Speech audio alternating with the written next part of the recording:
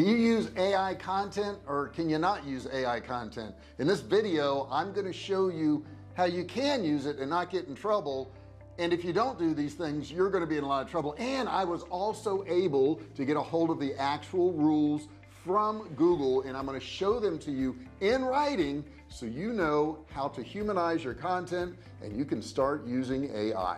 If you don't follow some of the rules in this video, your articles, your blogs could get blocked, and matter of fact you could get blacklisted, and that could affect your entire site. You don't want that to happen. AI content is a powerful tool. It can save you so much time, money, hassle, but it needs a human touch. So what I'm going to do is I'm going to walk you through the 6 steps that you need to do after you've generated this content so that you don't have any problems. And once you've done these steps you're good to go. Now AI content can be text, it can be videos, it can be images, it can be all kinds of different things. So don't just think about blogs or articles. Is it good to use? Well, 64% of all online marketers said that it is good to use and it will enhance their daily activities. Now, as per Google's search advocate John Mueller, he said anything that is generated by AI will be considered spam. But you can fix it, so let's get into that. Number 1, use your expertise to correct any data that could be wrong. Now keep in mind, ChatGPT 3 is knowledge that has gone up to, some people say 2019, some people say 2021, but certainly it's not current. So if you're writing about anything current, you need to get in there and change whatever data is current to this day. It's very important that you do that, because if it has old data in there, Google's going to pick it up. Number 2, ensure that you're writing for your readers, not just the Google bots. That means put some personalization in it.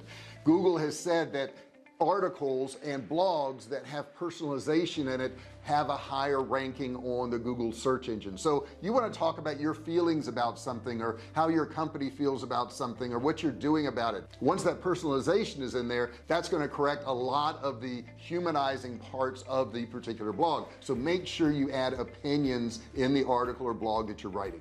Number 3, consider whatever ChatGPT does as a first draft. Now they say the hardest part of writing a book or an article or anything for that matter is the first draft. That's the most difficult part, getting your ideas down, getting it organized, getting your bullet points. That's where AI can really be very helpful. If you ask it to do a list of bullet points on a particular subject, you can then write the content so that it fits all those bullet points. Or if you have the AI write the article for you, make sure you go in there and rewrite it in your own feelings, your own ways, with your own slant in there. If you do that, you won't have any problem. Number 4 is stick to your brand's voice. Every brand has a certain personality to it. I own a survival food company, which you can see right there, and that food company has something in common with its customers, and that's that we want to prepare, we want to make sure we have enough supplies. We don't go out and try to scare people. So I know a lot of food companies out there will say, hey, you got to buy this food or you're going to starve. We never say that. We just say it's good to be prepared. Now you can also use Grammarly tools, and let me show you one on screen right now. I'm going to go ahead and put it up there. And as you can see, this Grammarly tool here looks at your writing and it decides how it sounds. It says it's confident, a little bit joyful, and a little optimistic, not that much.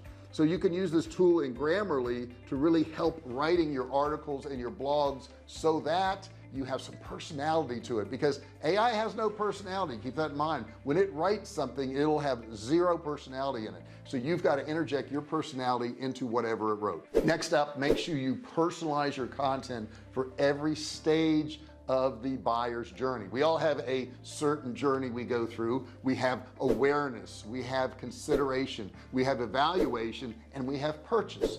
So if you're writing an article about people who may be considering, let's say, buying our survival food, we're going to talk about how it's better than some of the other products out there, why it's better than some of the other products out there, how ours actually tastes good, because so many people worry about, you know, survival food tasting bad. So we're going to make sure we interject all those things in there so it's more personalized to our customer, and it'll also avoid any of those checks from Google saying it's AI generated and considering it spam. Number 6, use the AI to improve your SEO. Now Google doesn't really have a rule, and I'm gonna reveal what their real rules are, but it doesn't really have a rule about AI generated stuff. The problem it has is that AI generated stuff, it doesn't, you normally have that much value. It doesn't make that much sense. Sometimes it can be out of order. Sometimes sentences can be okay for SEO, but they don't make sense. So it's really important that we look at that and make those changes. Now, as I promised you, I'm going to show you in writing what Google is using, the rules that they're using to check out your content to see if it's AI generated. So let me put this up on the screen here and we'll look at it together.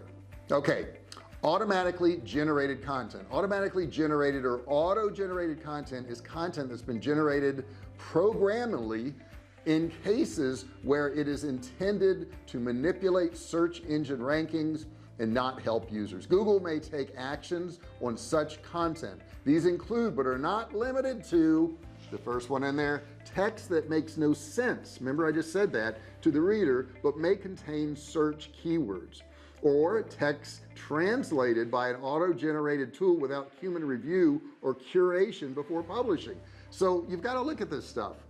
Text generated through automated processes such as Markov chains, and you can look that up and read all about that. Text generated using automated synonymizing or obfuscation techniques, and text generated from scraping Atom RSS feeds or search results, and the last one, stitching or combining content from different web pages without adding sufficient value. So you could actually use ChatGPT and say, hey, I want this article written on this particular subject, I want it in this tone, and I want you to use these keywords. That's okay, but once it's written, you have to go back through there and rewrite it. It's got to be done. All these steps that I talked about in here have to be done. If they're not, like I said in the beginning, your articles could be blocked, your content could be blocked, your website could be banned. So we don't want that to happen. But if you follow these 6 rules, you should be in good shape. Use the AI for what it's worth right now, which is giving you ideas and helping you organize stuff.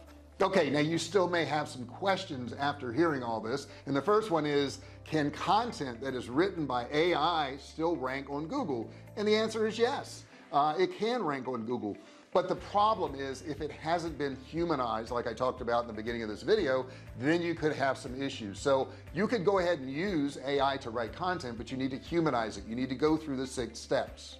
The next question I hear is, does Google penalize AI content? And the answer is no, not really, because Google doesn't know if it's AI content. It does know if it's written poorly. It does know if it doesn't make sense. It does know if it's out of order. And that's what happens with AI written content. So as long as you take it through all the steps I've given you in this video, you should be fine. I hope you enjoyed this video. I hope you got some value out of it. If you did, don't forget to subscribe below. Don't forget to turn on all bell notifications so that you're notified every time I go live or if I upload a new video. If you have an idea on a video, stick it below. If you have any questions, put them below. I'll be happy to answer them. Thank you so much for watching this video, and I'll see you in the next one. Hey, thanks for watching my video. Don't forget to subscribe to my channel and click that little bell right there so you can be notified every time I do a new video. Also, click on one of those videos there. Keep watching on my channel.